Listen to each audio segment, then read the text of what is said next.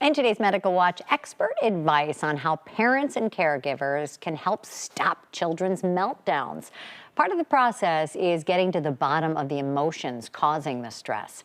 Dr. Emily McTate is a pediatric psychologist who contributes to a series of Sesame Street books to explain how kids can calm their bodies and express their feelings. She's joining us now from Rochester, Minnesota. I know there are a lot of people who are like, I cannot wait to hear this.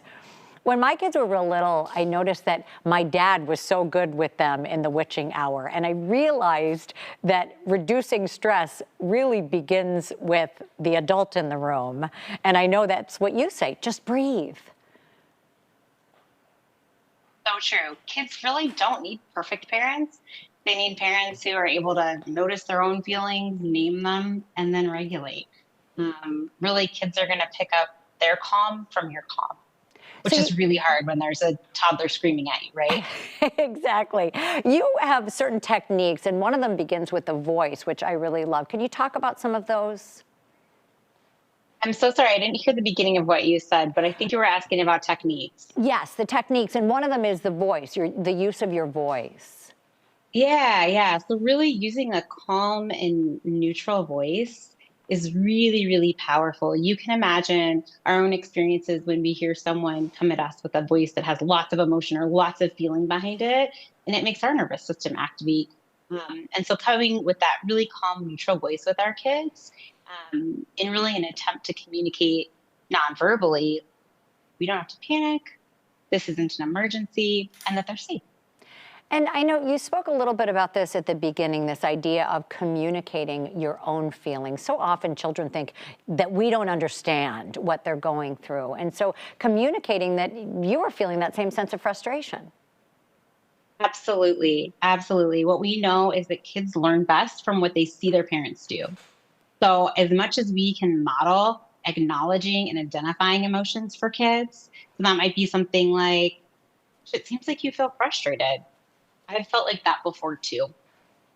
Let me know what your body might need.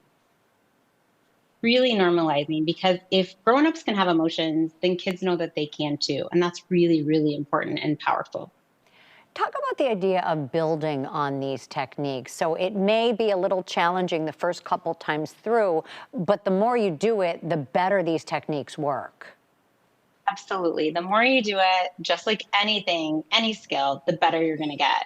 The other part is that it's really helpful to work on emotion identification, and what to do when we have big feelings outside of the intense moment. So maybe you all are watching a TV show or reading a book, and you could be talking with your child about, how do you think that feels? How do you think that person feels?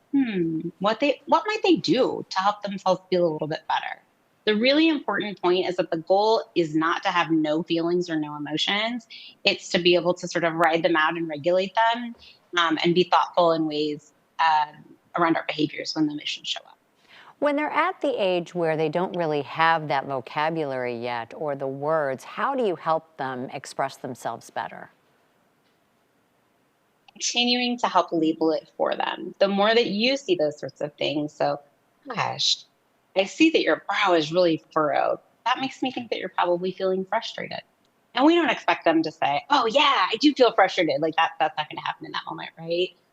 But just like everything that your kids are going to see you do, they're picking up on, what do I do when this thing happens? The same way that they learn, for example, what do I do when I walk up to a sink? Oh, well, I turn the faucet on, right? You didn't ever tell them, you showed them that by your behaviors. So we want to do those same sorts of things and give them the words.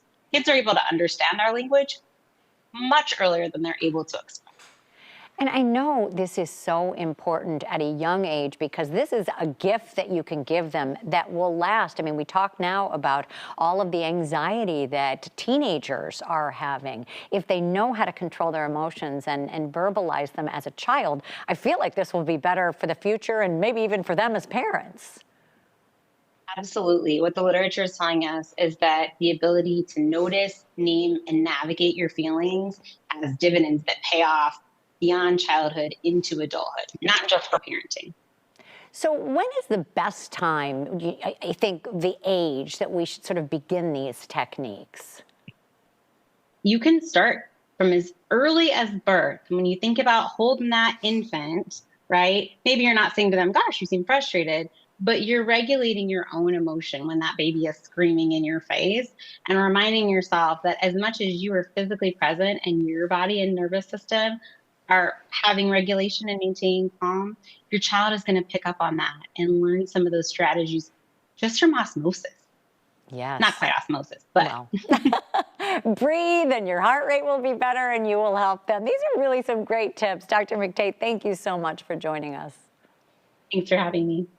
If you at home want more information, you can check out Facebook or mayoclinic.org. And we'll have all of that information on our website as well if you want to share this video and the interview, wgntv.com/midday.